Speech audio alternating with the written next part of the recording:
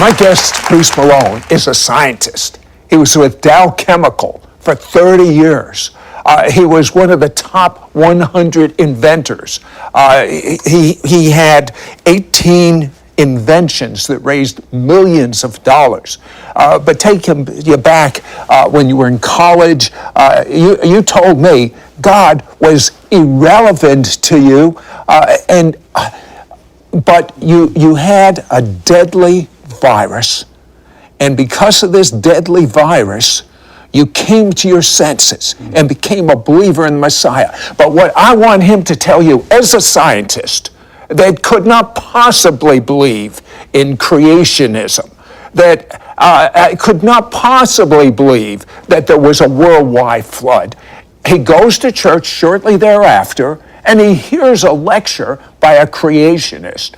What effect did it have on you? Well, it shook my entire view of reality. I mean, everything I'd been taught said this earth is billions of years old, and yet this speaker was showing how fossils could not possibly be billions of years old. And the more I studied it, the more I realized that's true. I mean, if you think about a fossil, it's a dead animal caught in a rock layer. And yet, if you have a fish that dies in your aquarium, it doesn't turn into a fossil. It doesn't fossilize. It's just eaten up and deteriorates and turns into food for other animals. And so what makes a fossil then? In order to make a fossil, you have to have something die and be buried very deeply and very rapidly, and then lots of water flush through the rock layers as the sediment is turned into rock. And yet there are billions of dead things turned into fossils in the rock layers covering this entire planet. It's testimony that this entire globe has been deluged by an incredible flood in the fairly recent past. And what effect did that have on you? Well, I realized what I'd been told about world history couldn't possibly be true, because the very rocks themselves don't match the characteristics of these huge time periods. But you also found out that this whole thing you believed, this theory of evolution, was false. Tell me one of the major reasons. Well, I'll give you two major reasons. When you go to the bottom of these rock layers that were laid down underwater, they were all laid down underwater, you find enormous gaps between every very different kind of creature. You'll find single-celled organisms and then starfish with nothing in between. How do you do that? How do you go from a single cell to a starfish and leave nothing in between? It's like it was created. There are starfish and lobsters and coral and different kinds of animals, very different from each other, with enormous gaps. Second, we have very recently been discovering dinosaur bones that have totally unfossilized, soft, stretchy tissue inside the bones. Now, Sid, think about this. If your grandfather's dog died and he buried it in his backyard, and you came back 50 years later and dug in that spot, would you find any bones left, any soft tissue left? No. You wouldn't. It's because it'd all be decayed. All things that used to be alive totally decay. They turn back into molecules that totally disappear. Now, fossils are tissue that have turned into rock, but inside of that rock we find soft tissue. It can't be there unless those bones were buried very recently. And we have found dozens of these dinosaur bones with soft tissue in Montana, in Siberia, over in Europe, around the world, still with soft tissue inside of them. So where did we get the Earth is a billion years old or whatever? Well, you have to realize what's going on in science. There are only two possibilities to explain everything. I mean, pretend the entire Earth is represented by this puzzle, this box. Okay. Either the puzzle made itself, either all the pieces, which are like the animals we find all over the earth, made themselves, or something outside of this box made the box. Science has been defined as only allowing natural processes. So what you're saying to me is you're telling me over 1 billion years that I could throw these pieces like this and they'll all make themselves into a puzzle. You got more faith than I got. Exactly. That's the way science operates. Let's just pretend it made itself. But I'm telling you, the laws of science show us it couldn't have made itself. And the evidence from the rock layers say they were laid down rapidly. I'm going to tell you something. The evidence that he has, it's irrefutable. I want you to think for yourself. We're going to come back and you're going to find out something that is as ridiculous as these pieces of puzzle making them the earth is. What do you say about the book called the Bible that says the earth is a little over 6,000 years Well, old. what you're not hearing about, Sid, is that the vast majority of dating methods indicate a very recent creation. But to explain life without God, you've got to have enormous periods of time. So they only pick the methods that seem to indicate, well, maybe there has been a lot of time. Let me just explain one, radiocarbon dating. Everybody's heard about that. And I'll show you why it really supports a recent creation. All of our bodies are made of carbon. A certain amount disappears every so often. So as soon as you die, it starts disappearing. Say the carbon in your body is represented by this sheet of paper. After so many years, half of it disappears. After so many more years, another half disappears. So many more years, half disappears, and then half more disappears, and then half more disappears. We can measure how fast that happens today. But you see what's happening? You get less and less and less and less until eventually you don't even have a single molecule of the paper left. So scientists measure how much something has died, they dig it up out of the ground, they measure how much radiocarbon is left, and they calculate, well, then it must have been alive thousands of years ago because there's hardly any left. This is what you're not told. This is what students aren't told. We can dig up dinosaur bones or coal that was supposedly buried hundreds of millions of years ago. There shouldn't be a single atom of radiocarbon left, just like you can't keep dividing the paper over and over again. And yet we find like this much radiocarbon left in those things. It says those dinosaur bones, those coal seams, couldn't possibly be as old as we're told because there's enormous amounts of this radiocarbon left in them. So could it be what the Bible says, a little over 6,000 years old? See, that's what I explain to people when I go out and I teach in churches and in schools. The vast majority of the evidence indicates those things are very young, exactly as the Bible indicates. Okay, another subject. Is there any proof that a creature has turned into another creature, or the whole evolutionary cycle? There is absolutely no proof for that. What you get is variations within a kind of creature. It's like, you look at all the different kind of dogs we have. We have Chihuahuas and we have Great Danes, but they all came from the information God put within the first wolf-type creature. And then you get lots of variation. But a dog has never turned into a cow, and it's never been shown how it could happen.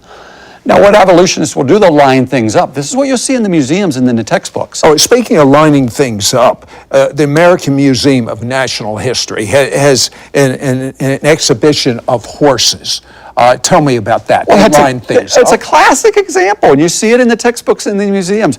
They'll line up creatures that had 3 toes, and then creatures that have 2 toes, and then creatures that had a single hoof, and it'll be a small creature, and then a medium-sized creature, and then a big creature, and they'll say, see, that proves the horse evolved from a different creature. But once again, remember, you're not being told the whole story. We have, since that became very popular, shown all those creatures have been found in the same layer of rocks. So how could one Wait. another? All right, now you're talking science to me. You're talking scientific fact. That blows that exhibit out of the water. Blows it out of the water. Why is it still there? Because you've got to try to pretend that it happened. So Why do you have to pretend? Because the only alternative is that God made horses. One moment there wasn't a horse, the next moment there was.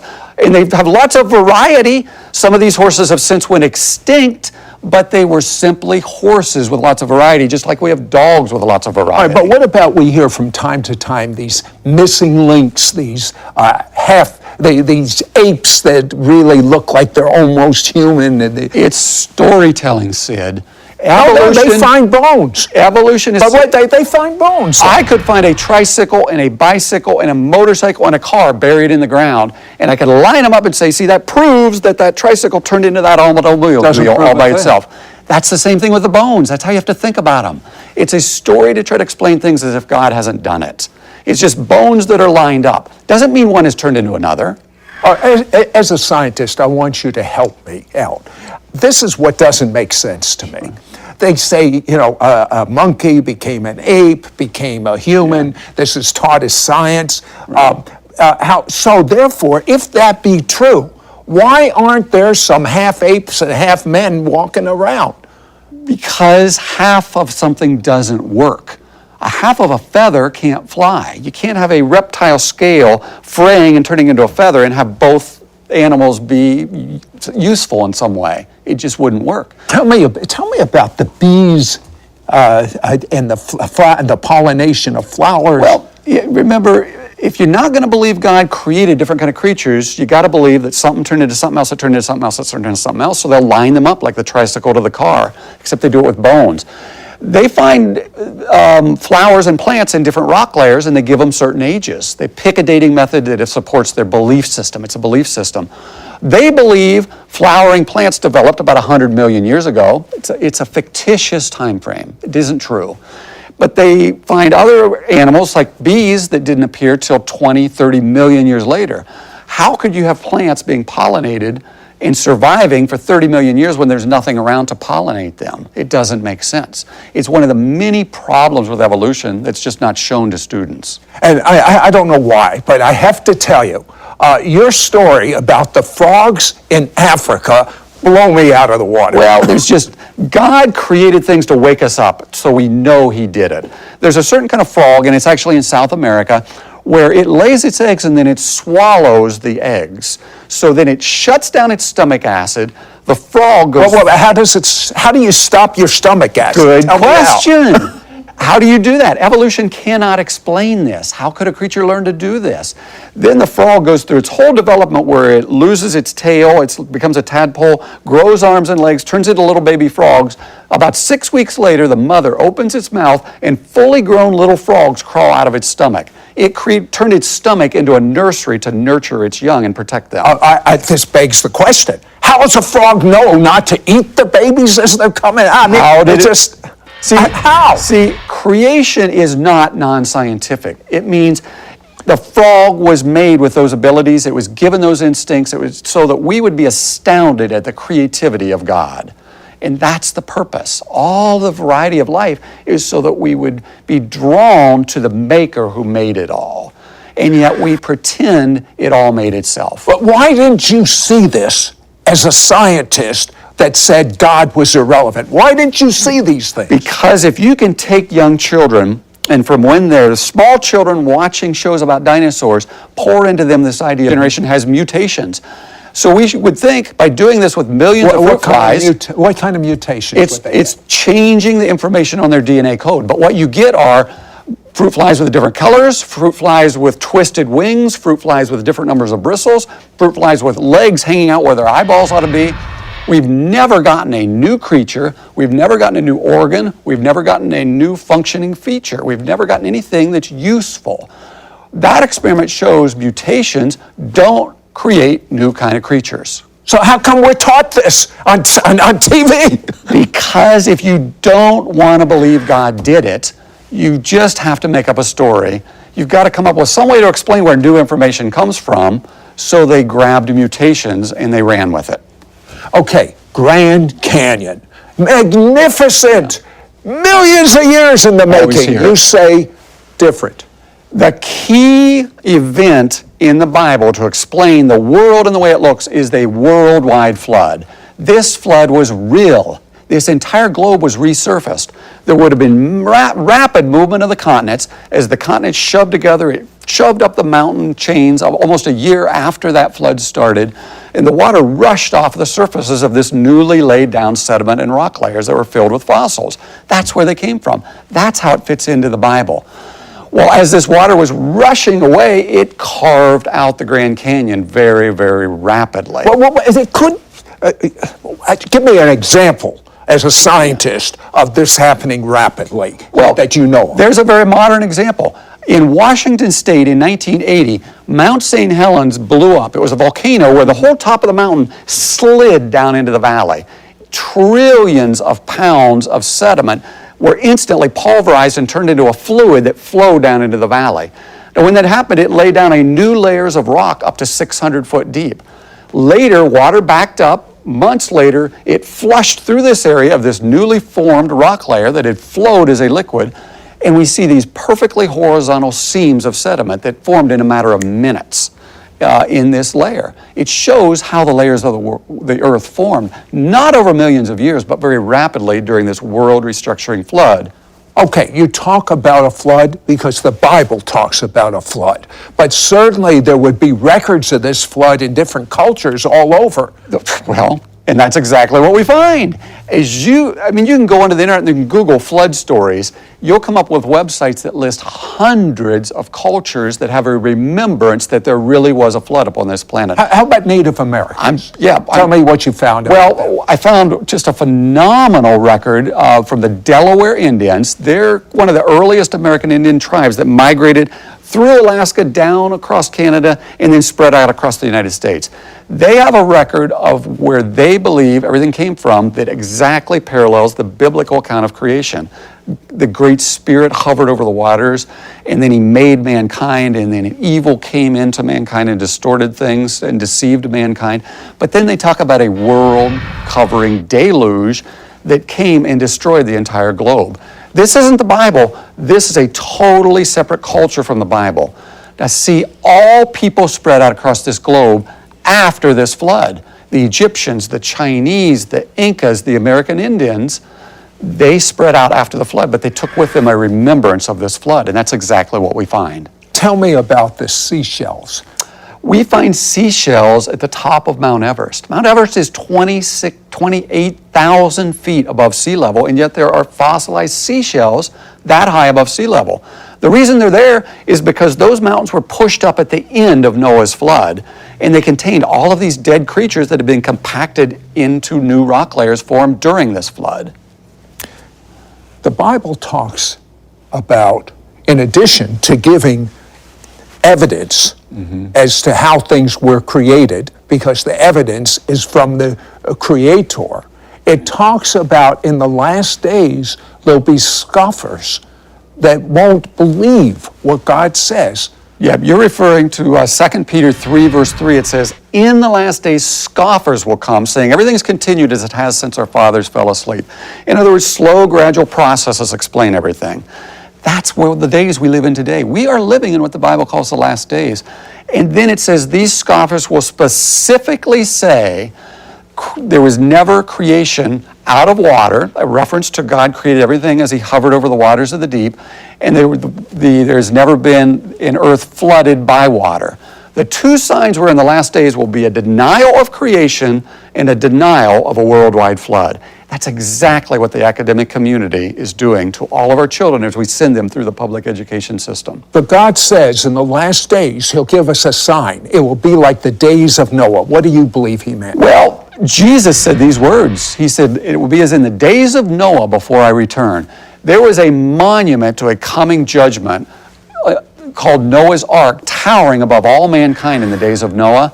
I believe we are very close to finding Noah's Ark locked in ice at the top of Mount Ararat, a boat big enough to put every species of mammal, bird, and amphibian in that boat, locked at the top of one of the highest mountains on this planet.